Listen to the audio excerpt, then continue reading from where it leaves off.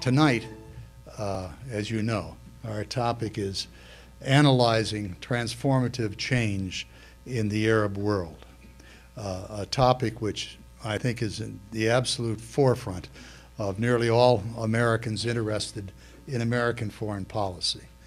And it's a subject upon which few are sufficiently well informed, and on which the press, I think, slowly, item by item, begins to unravel the complicated situation. But we're so fortunate to have with us tonight one of the Americans who is best informed and most knowledgeable about the Arab world. Dr. Anthony has spoken to the Council, as you know, on a number of occasions. First in 1987, and I remember vividly his presentation in the late fall of 1990, where he articulated the set of reasons why we shouldn't go beyond agreed upon objectives, i.e. we shouldn't go to Baghdad. And it was a comprehensive list which I thought were convincing then, nicely presented, and haven't been improved upon, I believe, historically since that time. It was a marvelous presentation. Everybody in their hearts has a stronger feeling than that, I know. That's it. But it was a nice sentiment.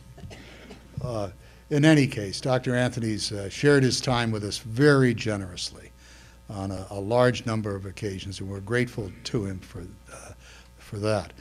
He's a graduate of the Virginia Military Institute, degree in history, master's degree from Georgetown in the Foreign Service, and a Ph.D. from Johns Hopkins School of Advanced International Studies in International and Middle East Studies. He's written several books, as you probably all know, including one on the lower Gulf states, People, Politics, and Petroleum, which is well known and highly regarded. And he's written, interestingly enough, on the United Emirates and the formation of states, the theory of formation of states, which again is very apropos of today's set of crises. He is interested, appreciative, and a leader within the community that tries to serve the interests of U.S.-Arab relations. He's founded and served on the board of numerous major organizations dedicated to encouragement of diplomacy in the area and education with respect to the region within the United States. And he's one of those that worked on the commission for the commemoration of the 14th centennial of Islam. That I mention that especially because it represents an ongoing and deep respect for that community.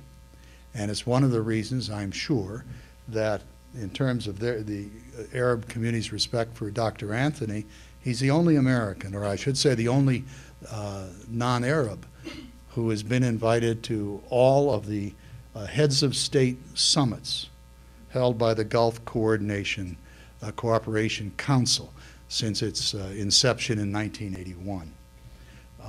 It's a close relationship which suggests the kind of expertise that he brings to us tonight. He's taught, of course, at SAIS, he's taught at the University of Virginia, Pennsylvania, and Texas, and the major defense colleges here in the United States.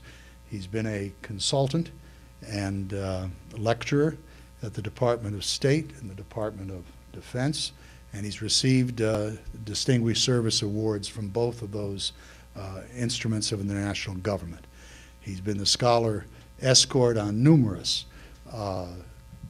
trips of the Central Command and its senior officers to the Middle East.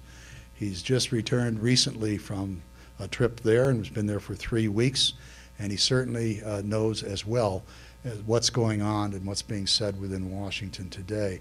So this is a great privilege. We're very fortunate. I look forward to it with great interest. It's my pleasure to present Dr. John Duke Anthony.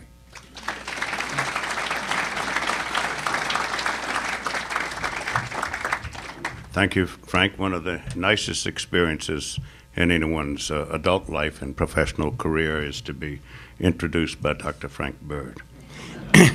He has been a mainstay, a fixture of this Baltimore Council on Foreign Affairs since as long as I've been aware of it.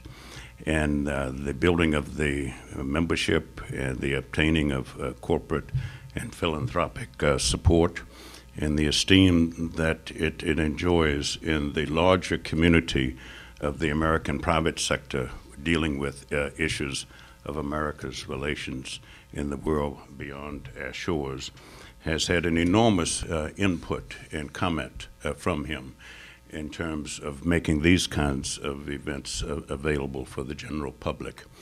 And though he didn't mention all of the upcoming events, I looked at the list of those that have been confirmed, and that they have been confirmed is its additional testimony to the vibrancy of your membership and the seriousness with which you undertake this educational mission.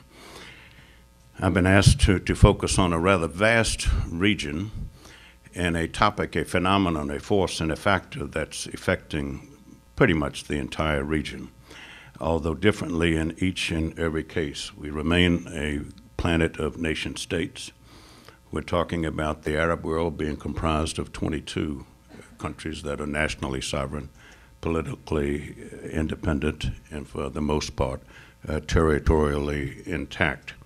And this region is seen in terms of America's national interest more often than not, I think, and I'm trying to be candid, as an object, something to be avoided in the view of many, something to be manipulated in the terms of some others, something to be influenced, something to be controlled, something to be cajoled, something to have a strategic advantage from, and as much economic gain as is possible.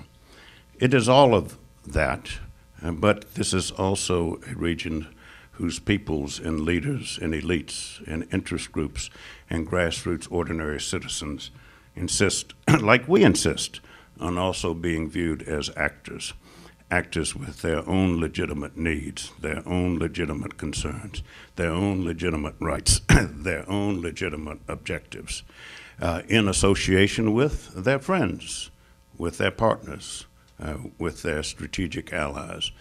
And we are counted as the friend, partner, and strategic ally of the overwhelming majority of the Arab countries. There are, of course, exceptions, but exceptions are just that, exceptions. And this is a region where most Americans, for perhaps the longest time, have viewed these polities as gas stations, not as countries, as mountains of money, as opposed to the descendants of one of the planet's richest cultures and civilizations, one that has profoundly and massively and pervasively influenced our own culture and civilization. We're proud, and rightly so, to frequently underscore that we are the products of the Judeo-Christian culture, and we are, but that's only 2/3 of the truth. We are also the heirs and the descendants of the Judeo-Christian Islamic culture and civilization, and far more so from the third I just mentioned than most American school children and adults are aware. Indeed, from 711 to 1492, Arabic was the language of research and development. Arabic was the language of science and technology. Arabic was the language of medicine and astronomy and pharmacology, and much else in the way of modernization and development. Indeed, for 4 times as long as we've been a country. So our indebtedness to this particular region is massive and deep and multifaceted. There are those who are of the view that in this particular region where the second kind of oil is taking place, turmoil, and that other kind, would be of no interest or value to the body politic in the United States were it not for fossil fuels, for hydrocarbon energy resources. I am one that strongly and vociferously disagree with that. Even in the absence of that particular facet of reality and our benefit from it, the mutuality of benefit, the reciprocity of reward that is rooted in that particular commodity and our relationship with it, would still be of enormous importance and significance and relevance to America's dreams, aspirations, needs, concerns, and interests. Just ponder the sheer geography of the region, from Morocco to Muscat, from Baghdad to Berbera, from Algiers to Aden and Aleppo in between, and the unavoidability of having to transit its airspace and its sea space in terms of going from east to west and west to east, and to a great extent as well from north to south and south to north. Then ponder as well that this is the realm in which the world's three monotheistic faiths are rooted and were born and built in terms of Jews, Christians, and Muslims. This was the cradle of culture, the center of civilization, the anvil of antiquity, the source of sunshine on the classical world, the epicenter of prayer and pilgrimage, of faith and spiritual devotion for fully half of humanity. And none of what I just said had anything to do with oil or geography as such. In addition, in terms of the last of the three monotheistic faiths, we're talking about 1.6 billion Muslims worldwide. We're talking about 350 Arabs, Arab Christians, as well as Arab Muslims and Arab Jews as well. It is impossible for me to conceive or perceive how the United States can endlessly live in a situation of antagonism and anger and aggravation for fully 1/5 of humanity.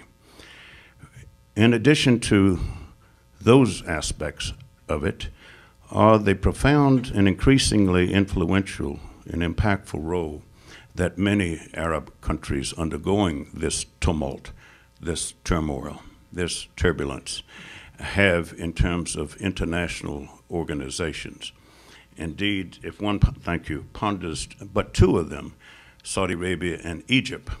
Saudi Arabia is a founding member of the United Nations, a founding member of the International Monetary Fund, a founding member of the World Bank, a founding member of the International Court of Justice, a founding member of the Organization of the Islamic Conference, 57 countries, a founding member of the Organization of Petroleum Exporting Countries, a founding member of the Organization of Arab Petroleum Exporting Countries, a founding member of the Gulf Cooperation Council, and many others. And Egypt almost as many in terms of its formative influence in the diplomacy and the leadership and the management and the staff, in the programs, in the projects, in the events, in the activities of all of these international organizations that affect our lives and the rest of those in the planet. Coming to what has been happening in the last 3 months, I think should italicize, neonize, and capitalize a need amongst all of us for a substantial dose of humility. I don't know of anyone in this room who predicted what would happen in the way that it happened. And our knowledge of this particular region, its cultures, its peoples, its beliefs, its practices, its institutions, its interests, its customs, its mores, its moral principles, its ethical precepts is tinier than minuscule in terms of what is required for ourselves to do ourselves justice in trying to make sense of what the region is and what it is not, what it's going through at the present time, and what are likely to be the prospects of what its peoples are going through. There are three aspects of what is occurring in this transformation, this turmoil, and this tumult. They are economic, social, and political. And from where I view the situation, it's in that order of progression with a few exceptions there. What is it that is in common with those in Tunisia and Egypt and Jordan and Syria and Yemen and Bahrain and Saudi Arabia and Oman and Libya, all the places where the people have taken to the streets, where the voice of the people or public empowerment has been taking place. At the risk of being impressionistic and superficial, but trying to paint a glue, a piece of lubricant or adhesive that links them all together, whether they're monarchies, whether they're republics, whether they're the result of a revolutionary command council and free military officers that seized power some time ago. At the core of them all, as I see it, are elemental issues of human dignity. In a way, one can say that this is the third historical Arab revolt in modern history. The first one was in World War I against the Ottoman Empire, the Ottoman Turks. And the second one was after the Second World War for most, although in the case of Iraq and Egypt before World War II, in terms of their anti-colonial and anti-imperial independence movements from one end of the region to the other. Indeed, when the United Nations was founded, there were only 5 Arab countries that were nationally sovereign, politically independent, and territorial intact. So they have been able to add 17 to those 5 to the current number of 22. This, I would submit, and I'm not alone in this, is the third Arab revolt. But more than any of the others, more than the 2 previous combined, this one has more of the makings of true self-determination. This one has the characteristics of a devotion to better governance, less corruption, greater accountability, more respect in administration and applicability of the rule of law than either of the previous 2. Notice I did not use the word democracy or democratization. This word is used much in the region. Oftentimes it's used hoping that Americans will hear it, because people in the region are not all born in a remote village, and they are aware that democratic processes, democratic ideas and ideals and institutions and principles and ethos are very dear to the American people. So this is an additional reason why you're hearing it so much. But if we end up ourselves, as we have done before elsewhere and in this region also, dictating, predicting, pressing, imposing, stating that we will accept nothing less than an American-defined definition of what is happening in the realm of political pluralism, we're into self-inflicted wounds to a greater extent than has been the case in the past. Indeed, in this century, we have been seen as willing even to impose our values, impose our processes, impose our systems, impose our institutions, and look at what it has gotten us in the places where we have tried that. I'm hard-pressed to name an unadulterated success for the efforts there. This places us in a quandary. We find ourselves in a dilemma.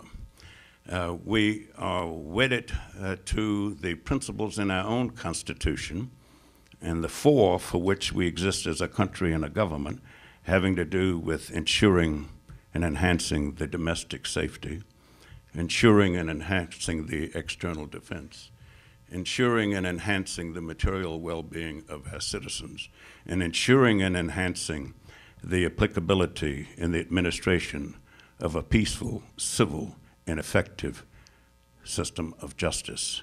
These four are the principles upon which our own country was established, and yet have been imperfectly accomplished and incompletely achieved in the years since. We continued to see this region consistently or extensively through the lenses of three things. One is through the aftermath of 9/11, 2001, in terms of terrorism. We perceive it in terms of Israel and an unflinching support for the Jewish state. And three, we also perceive it in terms heavily colored by Saudi Arabia and other oil-producing countries. These are our lenses. These are our prisms. And we judge these countries and peoples and their policies and their positions and their actions and their attitudes in terms of how they measure up to our values, our principles, our goals, our interests, our stated needs, our pronounced concerns. And here, in a nutshell, is where much of the grievance is rooted. Whatever happened to the golden rule in terms of not do unto others that which you would not have others do unto you? We would not brook for a moment.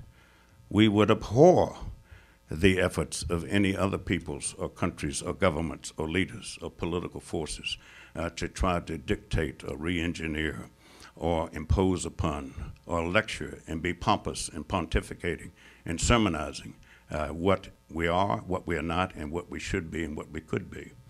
And so the other half of the golden rule faces us with an extraordinary challenge because we tend to find it irresistible to interfere, to intrude, to try to judge people in terms of our standards, not other people's standards, in addition to our standards there. And so the challenge for us, as we look at Tunisia and Egypt, as we look at Yemen and Bahrain, as we look at Saudi Arabia, Oman, and Jordan and Syria, is to try, perhaps for the first time, and why not have it be the first effective time, to be patient, to not rush, to not push for fast and effective elections. If we do that, we will sow or reap that which we sow in terms of individuals far more unpalatable to what we would like to see in terms of governance and political leaders in countries beyond our shores. We have a situation where, for the most part, if we push too fast in countries like Egypt and Tunisia and elsewhere, where there's not a well-established, deeply rooted, and multifaceted system of political pluralism and political parties, guess who is likely to win the elections? Political parties do not meet weekly. To my knowledge, they don't meet monthly. To my knowledge, they don't meet quarterly.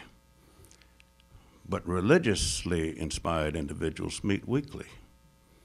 You have 52 opportunities to rejuvenate, to inject the adrenaline, to enthuse and to infuse kinds of ideas and orientations that many Americans would find unsettling.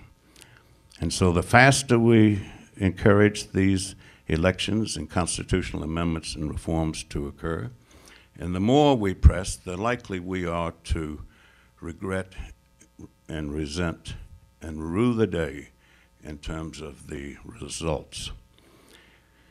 This will entail that we also allow the peoples and leaders in these 7 or 8 Arab countries to do it their way, in a Frank Sinatra-esque mode of behavior. This is what happened in the case of Tunisia and also in Egypt. Indeed, this is the first time in the last 32 years that there has been a revolution in the region that owes nothing to the West or the East or the North or the South in terms of the individuals involved doing it in accordance with their own interests, needs, concerns, and values, and through their own belief systems and norms and institutions. Were we to do the opposite of what I'm implying here, would deprive those who we want to see prevail or succeed of ownership of what it is that they seek to have transpired.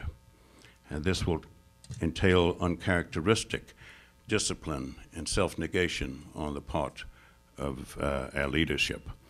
I believe we have the capability to do it, and we have the propensity to do it, and there's a necessity to do it because of our being overstretched, as it is internationally in this part of the planet.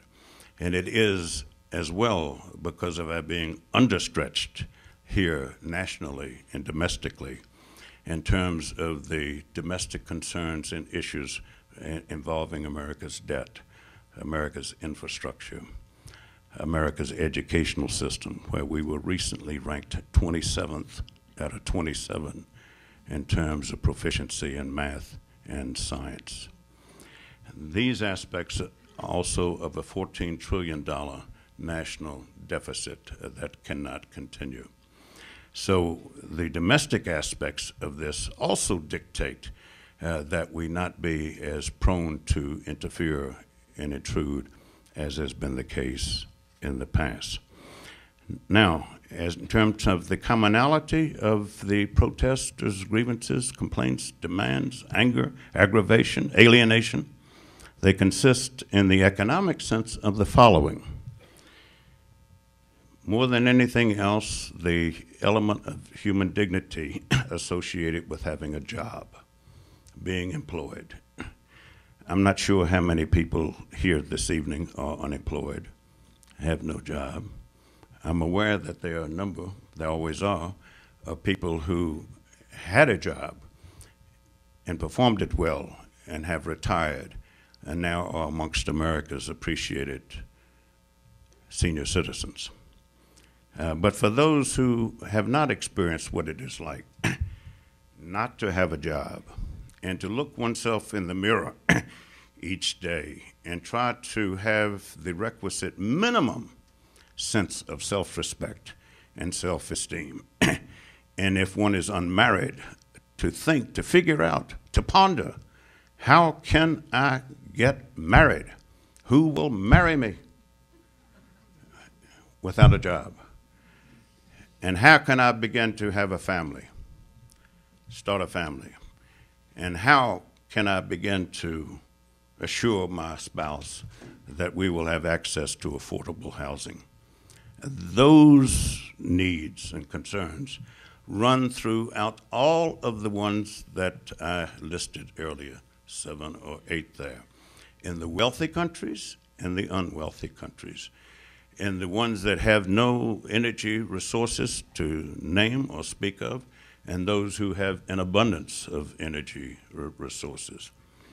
Subsets of that have to do with an alienation of the tendency to hire foreigners rather than citizens or nationals, because foreigners work for perhaps a third the wage or the material gain of what a national or citizen would demand. The inadequacy of the educational system, both in the pre-collegiate level and the university level, in terms of courses that seem to not be market-oriented, or for whatever the enrichment from the arts and the sciences and the social sciences, these are not employable degrees or skills. A raising of the minimum wage, and even introducing in some places a minimum wage, is a basic demand. In addition, the issues of the uses to which public monies are put. There is an echo chamber here in terms of more rigid auditing and accounting, more public dissemination of the findings of audits related closely to issues of corruption, which is also a common theme throughout all 7 of the countries we're focusing on here.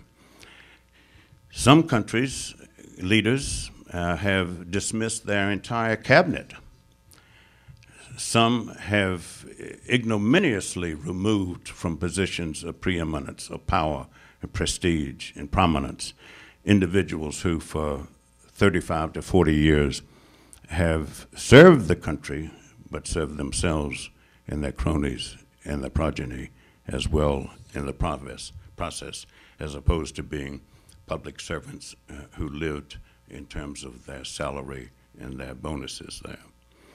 These are the main issues with regard to accountability and transparency, rule of law, and those are on the economic side. On the political side is what you're seeing, a demand to have one's voice heard, to have input into one's system of governance, to have an impact on the opinion formulation, the policy formulation, and the decision-making of issues that pertain to people's destinies there.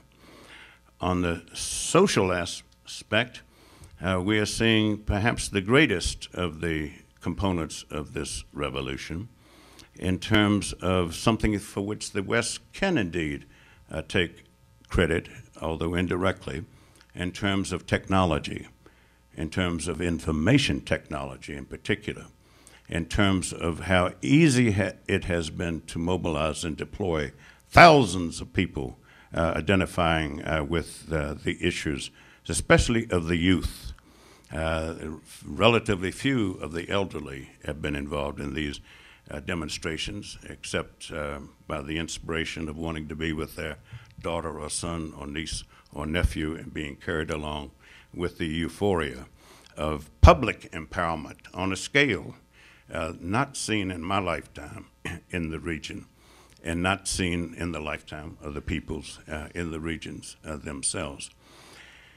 However, much of this is in the realm of raising expectations and aspirations, and I don't see the economic ones being met in the near term or the midterm. And so we're likely to see something far messier than we have already seen. You cannot force a private sector employer to hire only citizens. You can cajole, you can coerce, you can incentivize, you can issue calls for patriotism, but it doesn't work here in Baltimore, and it doesn't work in the nation's capital, and it doesn't work in any American center of economic enterprise of which I'm aware. And so this aspect of demanding a job, demanding employment, demanding the dignity that comes from having a job, I believe will be proven to be elusive. And the dismay and the aftershock and the despair will be enormous and unpredictable in its effect when it comes. Particularly so in Tunisia, particularly so in Egypt. Egypt graduates 500,000 high school students every year for whom a job has to be found. They do not exist. Tunisia is no different, except on a smaller scale, in terms of the millions of people from Tunisia and Libya and Morocco and Algeria in southern Europe and beyond. And Algeria has not yet shown itself to be in the ranks of those that we've been focusing on, but it's coming. Algeria has seldom had less than 40% unemployment since it obtained its independence in 1962, at a cost that left 1 out of 8.5 Algerians an orphan in their independence struggle from 1954 to 1962. Tunisia is much better situated in the sense that no Arab country gave birth to, built, sustained, and had as effective a trade union movement as did Tunisia. And no women anywhere in the Arab world have gained as early and long ago the rights that women in Tunisia have gained. And so Tunisia is blessed with a degree of civil society and past achievement in terms of human rights, gender rights, and civil rights that arguably exceed those of any of the other countries in the Arab world. And Egypt, likewise, is rich in terms of civil society, but not necessarily in terms of political dynamics or its system of governance. You have a situation where the armed forces in Egypt have been much and rightly praised for their reluctance to fire on their own people, partly based in the fact that almost every Egyptian family has someone in Egypt's armed forces, but partly also because of the years since Camp David in 1979. The United States and the Egyptians have bivouacked together in the tens of thousands. America's largest annual, regular, not annual, set of maneuvers and joint exercises anywhere in the world have been with Egypt and Egyptians for the last 30-some years. And so the notions of civil control of the military and respect for human rights, gender rights, civil rights has perhaps been most deeply installed and instilled in the officer corps of Egyptians armed forces. Egypt as well, unlike Tunisia, vastly unlike Algeria or Morocco, or Saudi Arabia, or Yemen, which we're coming to, is a policeman's dream and a policewoman's dream. 96% of the entirety of the Egyptian people live on only 4% of the land, on the banks of the Nile. And this has ever been thus in terms of Egypt being, as Herodotus wrote, the gift of the Nile. It is unlike, therefore, Iraq, unlike Algeria, unlike Saudi Arabia, unlike Iran, unlike the United States, unlike the Soviet Union, unlike Brazil, unlike Argentina, in terms of Egypt's ability to muddle through, to remain secure, to remain relatively stable, despite the odds, despite the massive unemployment, despite the pervasive poverty of 40% of Egypt's citizens. Moving east to the Arabian Peninsula and the Gulf, the two greatest challenges are those of Bahrain and Yemen, but in quite radically different ways. In the case of Bahrain, it has to do with wrongful discrimination. 75% of Bahrain's population, up until the last 10 years, has been Shia. Up until the change of regime in Iraq, there were but 3 countries in the world where the Shia were, where the Shia were in the majority, but did not run the government. Iraq was one, Bahrain was one. Now there's only Bahrain. And in the case of Iraq, it was 60% who were Shia. In the case of Bahrain, it was 75%. It is now down to around 65 to 68%. Why? Because of the government's policy of naturalizing foreigners who are Sunnis to redress that extraordinary imbalance. And so Jordanians and Syrians and Pakistanis and Baluch in particular, amongst the Pakistanis, have been granted citizenship easily in Bahrain to redress that balance. And most of the police force is non-Bahraini. The armed forces, the defense establishment is overwhelmingly, but there are very few of that 68% of the population in those positions, almost none in the aviation sector, none in the customs collection, none in the airport screening sector, none in the immigration and naturalization sector. And this is not new. This has been the situation for the last 60-some years. In the early 1950s, Bahrain had the first Arab census, and on the ballot was, are you Sunni or Shia? They have not put that question on the ballot since. Even then, the Shia were in the majority and looked around and said, we haven't one judge, one doctor, one surgeon, one dentist, one elementary school teacher, one secondary school teacher, principal, excuse me, the S&D there, the teachers. And they took to the streets in the 50s. Bahrain had martial law, emergency law from 53 to 56, and it has reinstituted martial law repeatedly since then. This happens to be where the United States has the headquarters of its Fifth Fleet. This happens to be where the United States has its forward deployed and mobilized military headquarters. So you can see the implications of the ongoing stick of dynamite and explosive circumstances in Bahrain. Go to the other end of Arabia, to Yemen. Yemen's population is equal to all 6 of the Gulf Cooperation Council countries of Kuwait, Bahrain, Qatar, the United Arab Emirates, Oman, and Saudi Arabia. And yet inside of Yemen is the one place that is more massively and pervasively poor than any country I've ever been to in my life, with the close runner-up being Haiti in our own hemisphere here.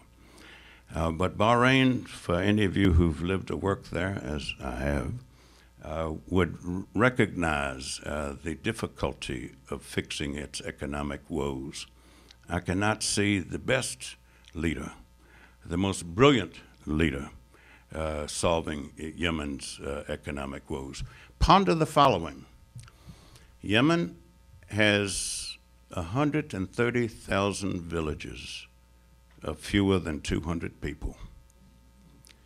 You have fewer than 200 people in a village, you have no electricity, you have no running water, you have no sewage, you have no hospital, you don't have a clinic. You don't even have a graded road, let alone a paved road. And so the economic aspirations of the Yemenis are real and valid. Most of the media that I've been reading has talked in terms of Yemen having no substantial civil society, Yemen having no political pluralism, Yemen having no freedom of speech. I have been an observer for all 4 of Yemen's presidential and parliamentary elections, 93, 97, 2001, 2006. All of them were judged by the international observers, of which I was but one, as open and transparent, just a grade below free and fair, and not that much different from what used to be the elections in a place called Chicago. Dr. Burd mentioned in his introductory remarks that I was the only Fulbright fellow accepted into the People's Democratic Republic of Yemen. Southern Yemen, which is the geographic aspect of it, was indeed the Arab and Islamic world's only Marxist-Leninist country and government as such. And yet, in 1990, it joined with northern Yemen in an arrangement that would come to haunt it very quickly. That is to say, the people of southern Yemen are 1/7 as numerous as those in northern Yemen. And yet, they dealt a strong hand. They demanded that they have half of everything. And the North agreed. They had half the cabinet post, and the ones that they didn't have, they had the deputy or the undersecretary of that particular cabinet post there. The analogy is somewhat like Sudan in terms of the price to end the civil war in Sudan between the North and the South having only 15% of the country's population. the South demanded half of the country's entire oil revenues, and the North, in order to end the Civil War, which is almost a quarter of a century, agreed to it. Now look what happened in terms of its unraveling. You have an entirely different country in terms of southern Sudan. As a result of what southern Yemen was able to achieve, when it stood for elections in 1993, it only got 22% of the vote. But it still demanded that it keep 50% of the power. In terms of 1997, they claimed fraudulent, graft, corruption, and said, we are going to boycott these elections. The real reason was they would not have gotten more than 9% of the vote. And so the boycott was a facade in that case. I would posit that Yemen has had more free elections, greater freedom of the press, and greater evidence of civil society than all of the rest of Arabia combined. Now, you've asked me here to share some views. That's my view from having lived and worked there. I don't see that reflected in our media. In terms of Saudi Arabia, the lens and the prisms have to be different. Here we're talking about a Vatican state. That's the analogy. And just as in the Vatican state, no matter how modernized and liberal and academic or intellectual the Pope may be, it's always still a Pope, never a mope. There are no male cardinals amongst the cardinals, to my knowledge, no cardinalesses as such. And it is not that the individual popes and the cardinals are themselves retrograde and arch-conservative and counter-revolutionary. They have a self-anointed, appointed role as the guardians of the traditions of the faith. It is the same with Saudi Arabia. And just as the Vatican State is likely to be the last and the least, if ever, to liberalize its views on abortion or premarital sex, likewise, Saudi Arabia is to be the last and the least that would say, well, a gin and tonic every now and then in public wouldn't kill anybody, and you can still be a good Muslim while sipping that gin and tonic there. They will be the last and the least in terms of their self-anointed, appointed role there. And so there, the idea of protest and demonstrations is it's not a non-starter as an idea, but in terms of actuating it and applying it and practicing it, its prospects for success are tinier than minuscule. But not least because of the reforms that the current incumbent head of state, King Abdullah, has initiated. If truth be known, in part, in substantial measure, through the urging of the United States in the aftermath of America's role in Desert Shield and Desert Storm and the 34 countries that comprise the internationally concerted action that reversed Iraq's aggression, that the American public would not stand to mobilize and deploy again to this particular part of the region, were it not to see reforms, were it not to see opportunities for increased popular participation in the national development process. And so Saudi Arabia has a national consultative council since 1994. They are all appointed, and they're all men. However, there are numerous women advisors on issues, and they sit in on the sessions having to do with family and gender issues and youth and children's issues. They started out with 60. Now they are up to 120 members. The majority of the first batch of the 60 had gotten their Ph.D.s, not their degree, their Ph.D.s from the United States. Indeed, every day, every minute since 1975, in Saudi Arabia's cabinet, there have been more American-trained Ph.D.s than there are Ph.D.s trained anywhere in the American cabinet, the Senate, the Supreme Court, and the House of Representatives combined. Okay? There are no Americans, to my knowledge, who have obtained their degree in Saudi Arabia although its universities have been open to their enrollment and registration.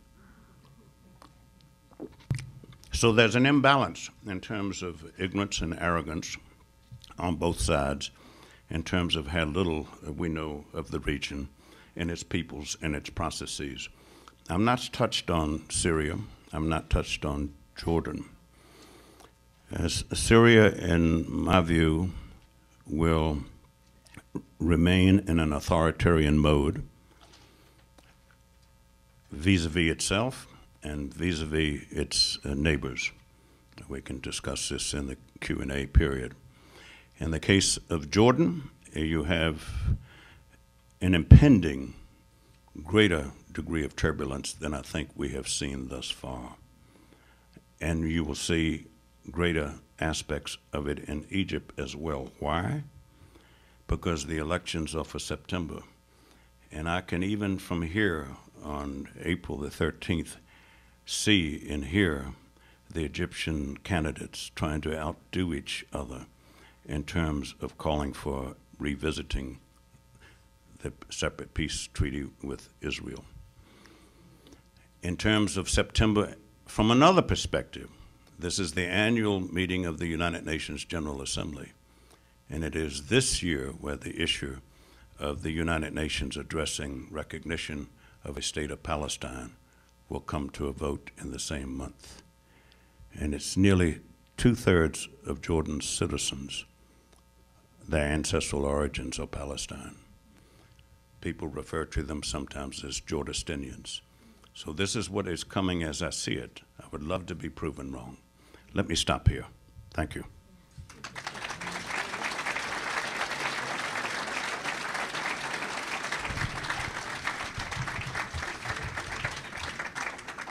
We thank you enormously for that. The floor is now open for questions. The second question could be answered. The same answer would be the long answer and the short answer. Would Saudi Arabia erupt? The answer is no.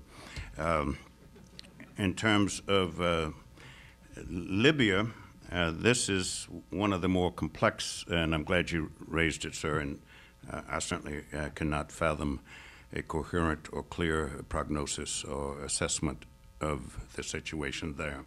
However, there is the anti-imperial, anti-Western, anti-colonial ethos in Libya. Maybe some of us are too young or too old to remember that prior to World War I, what Italy's designs were on Libya were rapacious. And this was before Mussolini became the prime minister 20 years later there. And so the legendary Arab hero of Mukhtar is a Libyan there. And there's a chair endowed in his name at Georgetown University down the road there. Up until it discovered fossil fuels, it's hard to believe that a country this vast had as its major export the shell casings of World War II that had been left in the desert, okay? It's also a country where the United States forces assigned to NATO used Libya as a bombing range, okay? And Wheelus Air Force Base was an enormous American footprint in Libya. And the British had one as well at Al Adam. And when Gaddafi came to power in September 1969 with his Revolutionary Command Council, 5 years later, I had one of them as a student. He was older than I was there, taught me a lot. But I asked him, why did Gaddafi and the other free officers overthrow the monarchy there?